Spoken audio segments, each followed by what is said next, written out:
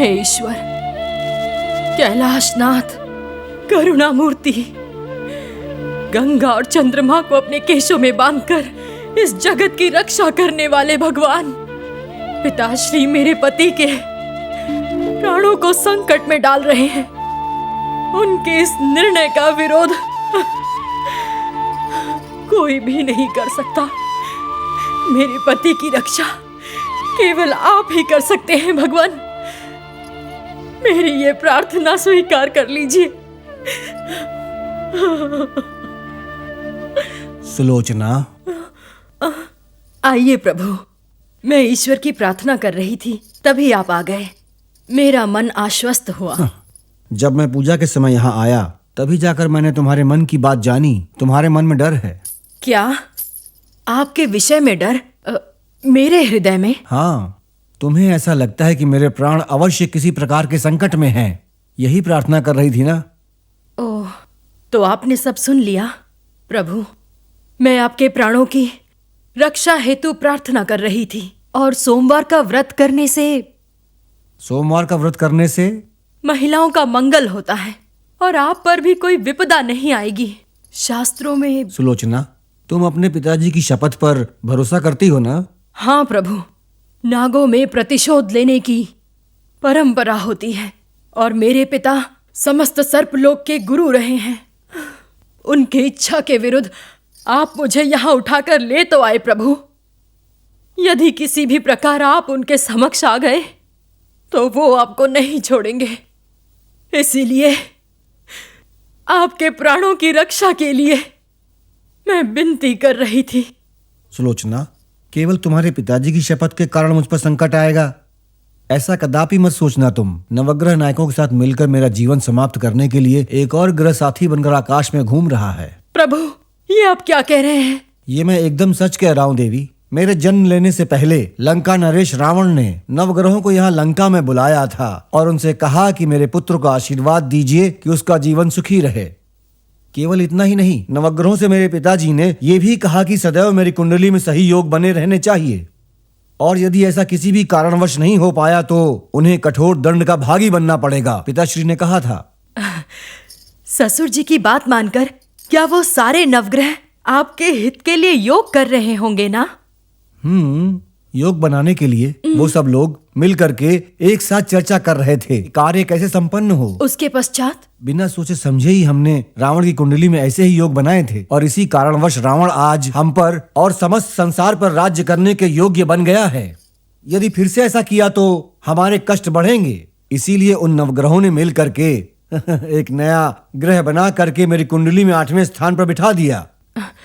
फिर क्या निर्णय हुआ? इसके फल के विषय में अब मैं तुम्हें क्या बताऊं देवी सुलोचना। ऐसा है, इस बात से तुम्हें कष्ट होगा। मेरे जीवन का कुछ ऐसा रहस्य है जिसे मैंने यदि बता दिया तो मेरे प्राणों को भी हानि पहुंच सकती है, क्योंकि विधि का विधान है कि मेरी मृत्यु समय से पूर्व भी हो सकती है, और इसकी संभावना इतनी अधिक है कि इस विषय में मैं तुम्हें क्या बताऊं। सुनो, संभावना ऐसी है कि मेरी मृत्यु पिताश्री की मृत्यु से पहले हो सकती है। यही विधि का विधान है। क्या यह सत्य है? मैंने कहा था ना, तुम्हें अत्यंत कष्ट होगा, इसीलिए तुम्हें आज तक ये बात नहीं बताई मैंने। किंतु यदि विधि का यही विधान है तो कोई भी भला इसमें हस्तक्षेप कैसे कर सकता है। प्रभु, आपको अपनी नियति पहले से पता है, आपने मुझे क्यों नहीं बताया? बताइए प्रभु, बताइए। बहुत समय पहले तीनों कालों को जानने वाले नारद मुनि ने मुझे ये बात बताई थी। फिर भी आपने मुझे ये बात बताने की आवश्यकता नहीं समझी प्रभु? केवल तुम्हें ही नहीं, मैंने ये बात किसी को भी नहीं बताई है।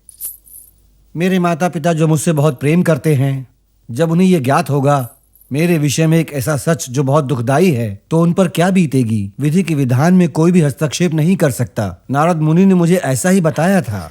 इसका तात्पर्य ये हुआ कि किसी को बिना बताए आपने विधि का नियम मान लिया है। देवी, नहीं छोड़ूंगी, नहीं छोड़ूंगी। शनि भगवान हो या मेरे पिता आदिशेष हो, आपके प्राण किसी को नहीं लेने दूंगी। अब केवल सोमवार का व्रत नहीं, मैं प्रत्येक दिन अंतिम श्वास तक आपके लिए बिना कुछ खाए पिए रहूंगी, शिव आराधना करूंगी। उन्हें मेरे पति के प्राणों की रक्षा करनी होगी। सुलोचना, तुम्हें अपने आप को कष्ट देकर ऐसा वर लेने की कोई आवश्यकता नहीं है। तुम्हारे पिता आदिशेष शनिदेव ऐसे महान और गुणी लोगों से मुझ पर कोई विजय प्राप्त न कर सके ऐसा वरदान मैंने लिया है, इसलिए तुम्हें चिंता करने की कोई आवश्यकता नहीं है।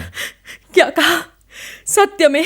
प्यारी, शनिदेव मुझसे किसी प्रकार का कपट ना करें, इसीलिए मैंने नारद मुनि से अपनी सहायता करने के लिए कहा था। उन्होंने क्या कहा? उन्होंने कहा था चाहे कितने भी संकट क्यों ना आए, तुम्हारी कुलदेवी ही तुम्हारी रक्षा करेंगी। इसीलिए मैंने अपनी कुलदेवी की पूजा करके उनसे ऐसा वरदान प्राप्त किया कि कोई मुझ पर विजय प्राप्त न कर सके। और इस कार्य को करने के लिए नारद मुनि ने ही मुझसे कहा था कि अपनी कुलदेवी का आशीर्वाद प्राप्त करने से पहले मुझे भद्रकाली का आशीर्वाद अवश्य लेना होगा, और इसके लिए मैंने बहुत कठिन तपस्या की। और फिर देवी से आपने वरदान मांगा था क्या? नहीं। तो फिर? देवी, शास्त्रों के नियम के अनुसार मैंने तप किया, उसके पश्चात भी देवी ने मुझे वर नहीं दिया, और इस बात से मैं अत्यंत ही दुखी अनुभव कर रहा था। मुझे मृत्यु से बचना था, अन्यथा देवी चामुंडा मुझे मृत्यु के मुंह में धकेल देंगी। यही सोचकर मैं उनके समक्ष खड़ा था कि अब चाहे कुछ भी हो जाए।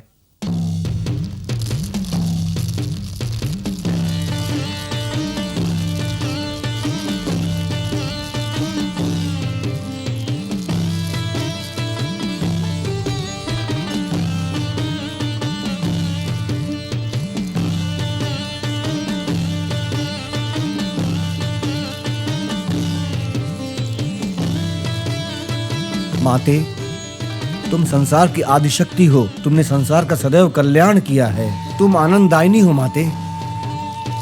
अपने भक्तों को आशीर्वाद देने के लिए इस भयानक जंगल में विराजमान हो तुम माते।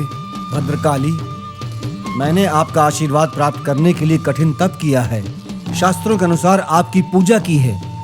क्या अब भी आप मुझसे प्रसन्न नहीं हैं माँ? माते, अब अपने भक्त को अपने आशीर्वाद से अनुग्रहित क्यों नहीं करती हो माते? बताओ मेरा दोष क्या है माँ? माते, क्या मैंने कोई अनुचित कार्य किया है जिस कारण से तुम प्रसन्न नहीं हो? अन्यथा मुझसे कोई भूल हुई है क्या? मुझे कुछ तो बताओ भगवती, बताओ माते, बताओ ना।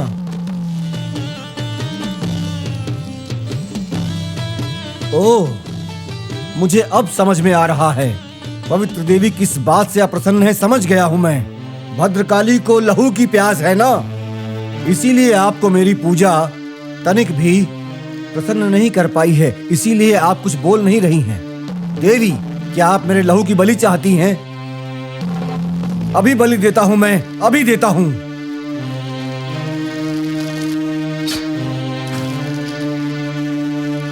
माते, ये लो, अभी इसी समय मैं अपना सिर काट के आपको चढ़ाता हूं। अब तो प्रसन्न हो जाओ माते, मुझे अपना आशीर्वाद दो, मुझे अपना आशीर्वाद दो। इंद्रजीत, रुक जाओ इंद्रजीत, रुक जाओ।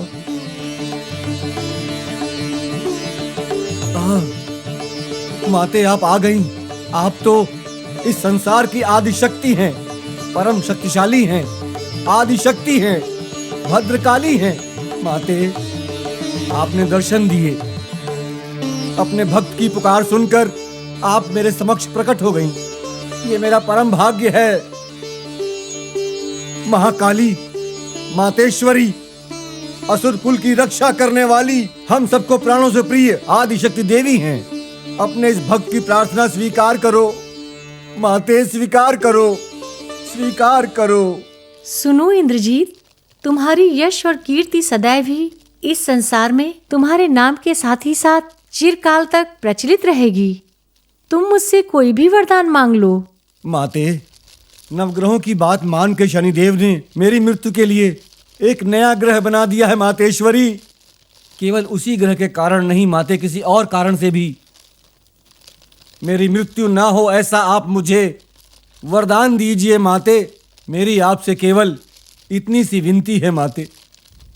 पुत्र, ये संसार क्षणभंगुर है, जो कुछ भी अस्तित्व में है वो समाप्त होगा। सबका विलय होना निश्चित है और सबकी नियति पूर्व निर्धारित है। सभी विधि के अनुसार ही शनैः शनैः समाप्ति की ओर बढ़ते हैं। जो जीवित है उसकी मृत्यु निश्चित है। यम का विधान परिवर्तित नहीं होता। अमृत का वरदान नहीं दिया जा सकता। तुम कुछ और मांग लो, कोई और वर। कोई और वर? इंद्रजीत किस सोच में पड़ गए? कुछ नहीं माते, केवल यही सोच रहा हूँ कि संसार में कोई भी अमर नहीं है।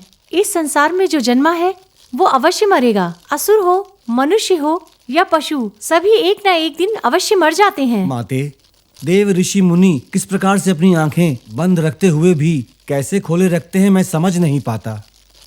पुत्र, देवता सोते नहीं हैं, चिर निद्रा में होते हैं, जिसे योग निद्रा के नाम से भी जाना जाता है। इंद्रजीत, पृथ्वी पर मनुष्यों का 1 वर्ष, देवों का 1 दिन होता है। इस बात को हम इस प्रकार भी समझ सकते हैं। वहाँ 2 भाग हैं, उत्तरायण और दूसरा दक्षिणायण। वहाँ देवता उत्तरायण में जागते हैं और दक्षिणायन में नेत्र बंद करके ध्यान करते हैं। वहाँ सभी भगवान आदिदेव इसी नियम से चलते हैं और वहाँ यही विधान सुनिश्चित है और इसी का पालन होता है। पृथ्वी पर दक्षिणायन के अंतिम माह मार्गशीर्ष में कड़ा तप और पूजा करके भगवान को उनके ध्यान से उठाकर अपनी प्रार्थना स्वीकार करने हेतु प्रयास करते हैं। समझ गया माते, भली प्रकार समझ गया। तो अब माते, अब मुझे वरदान देने की कृपा करें। ठीक है, तो ऐसा वर मांगो जो मैं दे सकूं। माते, संसार के जीवों में से जिस किसी मनुष्य ने अपरिहार्य रूप से 14 वर्षों तक बिना सोए तपस्या की हो, ऐसे ही मनुष्य के हाथ से मेरी मृत्यु हो, आपसे यही वरदान मांगता हूँ देवी। क्या आप मेरी ये छोटी सी इच्छा भी पूरी नहीं करेंगी देवी? ठीक है इंद्रजीत, तुम्हारी इच्छा अवश्य पूरी होगी। मैं धन्य हुआ। हाँ? माते, जीत गया, जीत गया, मैं जीत गया।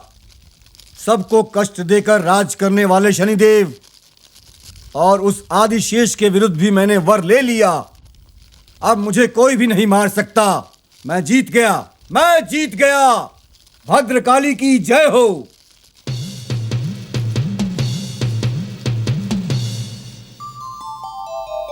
सुलोचना, अब तुम समझ गई ना कि शनिदेव के प्रपंच से मैं कैसे बचा? समझ गई, किंतु 14 वर्षों तक जो मनुष्य सोया नहीं होगा वो आपको मारेगा, क्या आपको विश्वास है? इस बात से तुम चिंतित मत हो। इस संसार में ऐसा कोई नहीं जो 14 वर्षों तक न सोया हो। ये वरदान मैंने बहुत सोच समझ कर मांगा था। अब शनिदेव किसी को भी बनाए, उसका मुझ पर किसी भी प्रकार का प्रभाव नहीं होगा देवी।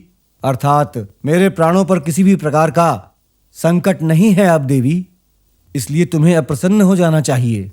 सुनो प्रिय सुलोचना, तुम शिव जी की पूजा करो, किंतु मेरे प्राण बचाने के लिए पूजा करने की आवश्यकता तनिक भी नहीं है। इस प्रकार कष्ट मत उठाओ प्रिय। प्रभु, जैसा आपने कहा कि देवी का वरदान आपकी रक्षा करेगा, किंतु मैं भी सोमवार का व्रत रखकर आपकी मंगल कामना करूंगी। जब तक मैं जीवित रहूंगी तब तक सोमवार का व्रत करती रहूं।